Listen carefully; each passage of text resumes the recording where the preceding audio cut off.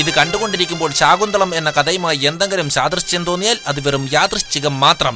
മറക്കാതെ കാണുക. വെറുതെ ഒരു ശാപം.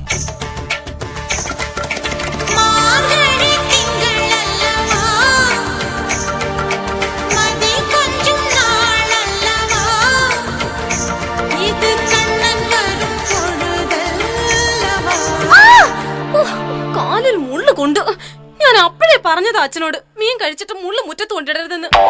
രക്ഷിക്കണേ, എന്നെ ആരെങ്കിലും ഒന്ന് വന്ന് രക്ഷിക്കണേ. ആണുങ്ങൾ ആരെങ്കിലും ഉണ്ടെങ്കിൽ എന്നെ രക്ഷിക്കാൻ പറ്റിയ സമയമാ. അയ്യോ, ഈ കുമാരിയെ രക്ഷിക്കണേ, ഈ കുമാരിയെ രക്ഷിക്കണേ.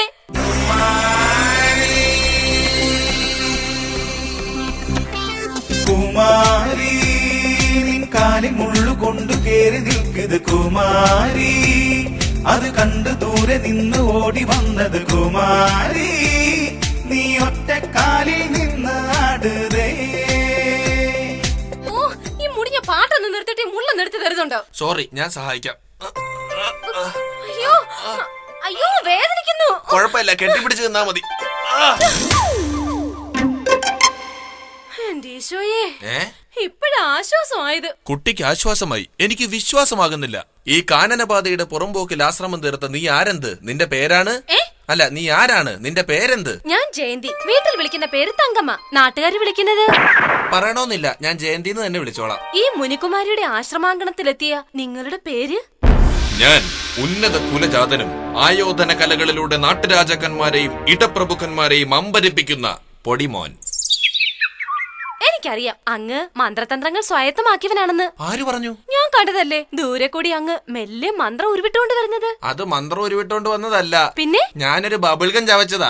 ഭവതി മുള്ളുകൊണ്ട് നിൽക്കുന്നത് കണ്ടപ്പോൾ ഞാൻ കരുതി ഏതോ ഉഗ്രവിഷമുള്ള പാമ്പ് ഫണം വിടർത്തി കൊത്തിയതാണെന്ന്. എനിക്ക് പാമ്പിനെ ഒന്നും ഭയമില്ല. ഭയമില്ലെന്നോ? അതേന്നേ, കടിച്ച പാമ്പിനെ വിളിച്ചു വരുത്തി വിഷമിറക്കുന്ന പണി എന്റെ അച്ഛൻ അറിയാന്നേ. എന്നാ പേടിക്കാനില്ല. പക്ഷേ ഇപ്പൊ അച്ഛൻ കടിച്ച പാമ്പിനെ വിളിച്ചു വരുത്താറില്ല. അതെന്താ? ഒരിക്കലേ കടിച്ച പാമ്പിനെ അച്ഛൻ വിളിച്ചു വരുത്തി. ആ പാമ്പ് വന്ന് കടിച്ചവനെ 2 കടിയും കൂടെ കടിച്ചു. അച്ഛനെ കടിക്കാൻ 4 കിലോമീറ്റർ ഓടിക്കുകയും ചെയ്തു. കടിച്ചതേതു പാമ്പാ? നീർക്കോലി. വിളിച്ചു വരുത്തിയതോ? അണലി. അയ്യോ, ഈ ആശ്രമത്തിൽ പാമ്പ് വരേണ്ട കാര്യം? അച്ഛനില്ലാത്തപ്പോ എലി വരും. എലിയെ പിടിക്കാനാ പാമ്പ് വരുന്നേ. അപ്പൊ അച്ഛനുള്ള എലി വരൂല്ലേ? ഇല്ല. കാരണം അച്ഛന് പൂച്ചക്കണ്ണാ, അത് കാണുമ്പോ എലിക്ക് പേടിയാ. വന്യമൃഗമായ എലിയെ പോലും പേടിപ്പിക്കുന്ന ജയന്തിയുടെ അച്ഛന്റെ പേര് ക്ഷിപ്രപ്രസാദിയും ക്ഷിപ്രകോപിയുമായ KK ഗോപി. KK ഗോപി? ആ, കാട്ടുപറമ്പി കൃഷ്ണന്റെ മകൻ ഗോപി. അപ്പോൾ ഗോമ്മ? അല്ല, അമ്മ. അമ്മ പണ്ടൊരു രാത്രിയിൽ പറക്കമുറ്റാത്ത എന്നെ അച്ഛനെ ഏൽപ്പിച്ചിട്ട് നാടിനെ നടുക്കിയ ഒരു ഉരുൾപൊട്ടലിൽ കാമുകന്റെ കൂടെ ഒളിച്ചോടിപ്പോയി. സബാട്രീസ്. ഈ 14 ലോകവും ചുറ്റി സഞ്ചരിച്ച എനിക്കിത് വിശ്വസിക്കാൻ പറ്റുന്നില്ല. 14 ലോകോ? അത് ഞാൻ ചുമ്മാ കണക്കൊപ്പിച്ചങ്ങ് പറഞ്ഞതാ. അച്ഛനും ഇതേ നുണ തന്നെയാ എല്ലാരോടും പറയുന്നേ. പക്ഷേ കുമാരി എന്നോട് നുണ പറയരുത്. സത്യം പറ, കുമാരിക്ക് എന്നെ ഇഷ്ടമായോ?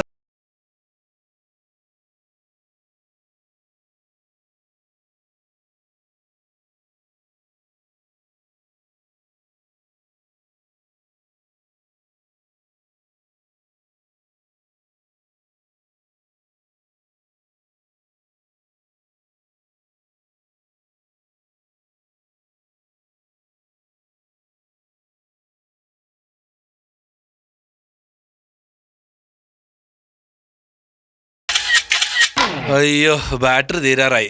ജയന്തി എനിക്ക് ഭയങ്കരമായിട്ട് ഇഷ്ടമായി കേട്ടോ. മടക്ക യാത്രയിൽ എന്നെ അനുഗമിച്ചാൽ കൊട്ടാരത്തിലുള്ള സർവ്വ സുഖ സൗകര്യങ്ങളും ഞാൻ ജയന്തിക്ക് തരാം. അരുത് കുമാര, ഈ കാടും ഇവിടുത്തെ ഈ പ്രകൃതിയും ഉപേക്ഷിക്കാൻ ഈ പാവം മുനിപ്പെണ്ണിനെ നിർബന്ധിക്കരുത്. നിർബന്ധിച്ചാൽ എന്റെ സ്വഭാവത്തിന് ഞാൻ കൂടെ ഇറങ്ങി അങ്ങ് വരും. പോന്നോളൂ. എനിക്ക് അച്ഛനോടൊന്ന് ആലോചിക്കണം.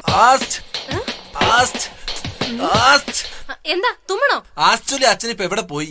ഓ, എന്ന് അച്ഛൻ രാവിലെ ക്ഷേത്രത്തിൽ പോയതാ. ഇനി വൈകിട്ടേ വരൂ. അത്രയ്ക്ക് ഭക്തിയാണോ അച്ഛന്? ഏയ്, അച്ഛൻ അവിടെ ചെരുപ്പ് സൂക്ഷിക്കുന്ന ജോലിയാ. കട അടയ്ക്കുമ്പോ രാത്രിയാവും. ഏതായാലും ക്ഷിപ്രഗോപിയും ക്ഷിപ്രപ്രസാദിയുമായ KK ഗോപി വരുമ്പോൾ കൊട്ടാരം വരെ ഒന്ന് വരാൻ പറയണം. എന്തിനാ?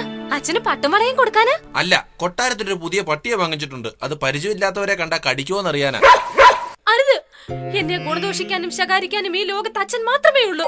എന്റെ അച്ഛൻ എന്തെങ്കിലും സംഭവിച്ചാൽ പിന്നെ ഞാൻ ഫ്രീ ആയി. നമുക്ക് അടിച്ചു പൊളിക്കാം. പ്രിയേ, എങ്കിൽ നമുക്ക് ആ കുളത്തിൽ പോയി മുങ്ങി കുളിക്കാം. അയ്യോ വേണ്ട, ആ കുളത്തിൽ മനുഷ്യനെ തിന്നുന്ന ഫിസുകളുണ്ട്. എന്ത് ഫിസുകളോ? 7 ശാസ്ത്രങ്ങളും 16 വേദങ്ങളും കോപ്പിയടിച്ചു പഠിച്ച ക്ഷിപ്രപ്രസാദിയും ക്ഷിപ്രഗോപിയുമായ KK ഗോപിയുടെ മകൾ വിദ്യാഭ്യാസമില്ലാത്തവരെ പോലെ മീനിന് ഫിസ് എന്ന് പറയരുത്. പിന്നെ സ്വിഫ്റ്റ്. അങ്ങനെ വേണം പറയാൻ. ഈ അറിവിന് മുൻപിൽ ഞാൻ സാഷ്ടാംഗം പ്രസവിക്കുന്നു.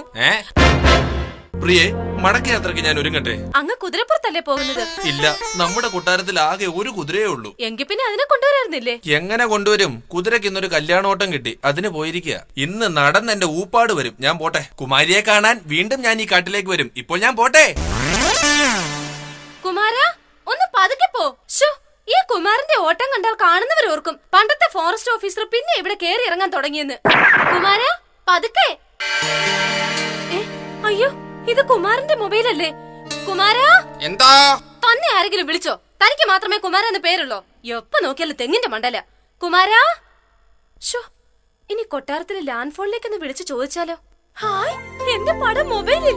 ഒന്ന് നോക്കട്ടെ. മാനിന് കാടിവെള്ളം കൊടുക്കുന്ന ഫോട്ടോ, മുയലിന് ഞാൻ പുല്ല് പറിച്ചിട്ട് കൊടുക്കുന്നത്. ഈ കുമാറിന് ആള് കൊള്ളാലോ. ജയന്തി,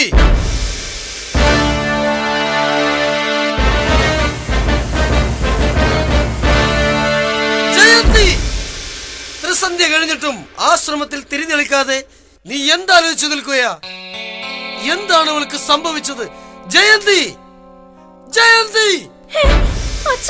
അശ്രദ്ധയും അലസതയും നിന്നിൽ എവിടെ നിന്ന് കടന്നുകൂടി? പറയാൻ. അരുത്, എന്നോടൊന്നും ചോദിക്കരുത്. എങ്കിൽ നിന്നെ ഞാൻ ശപിക്കാൻ പോകുന്നു. അരുതേ, അരുതേ. പോകണ്ടേ? പണ്ടേ പോകാൻ.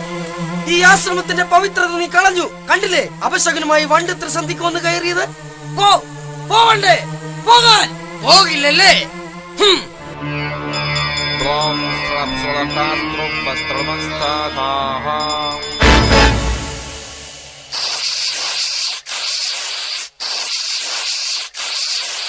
ഇലചുരുട്ടിപ്പുഴു, കൊമ്പൻചെല്ലി, പാറ്റ, പഴുതാര, ക്ഷുദ്രജീവികൾ ഏതുമാകട്ടെ, ഇവൻ തന്നെ കേമൻ. ഈ അച്ഛൻ എന്താ കണ്ണ് കണ്ടൂടെ? അതെന്റെ ബോഡി സ്പ്രേയാ. മാറി നിൽക്ക്, നിന്നെ ഞാൻ ശപിക്കുന്നു. ഇപ്പോൾ ഈ ആശ്രമംഗളത്തിൽ നീ ആരെ ഓർത്തു നിന്നോ അവൻ ആരെ ഓർത്തു നിന്നോ അവൻ ജന്നി വന്ന് മരിക്കട്ടെ. ജന്നിയോ? അതെ, അപസ്മാരം. ഈ ശാപം പിൻവലിച്ചില്ലെങ്കിൽ ഞാൻ ഇനി ജീവിച്ചിരിക്കില്ല. ഇല്ല, നീ മനസ്സിലോർത്തയാൾ ജന്നി വന്ന് മരിക്കും, മരിക്കും, മരിക്കും. എന്നാ പിന്നെ അങ്ങോട്ട് മരിക്കട്ടെ.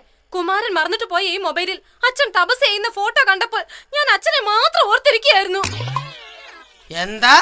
അച്ഛനെ മാത്രം ഓർത്തിരിക്കുകയായിരുന്നു. അമ്മേ!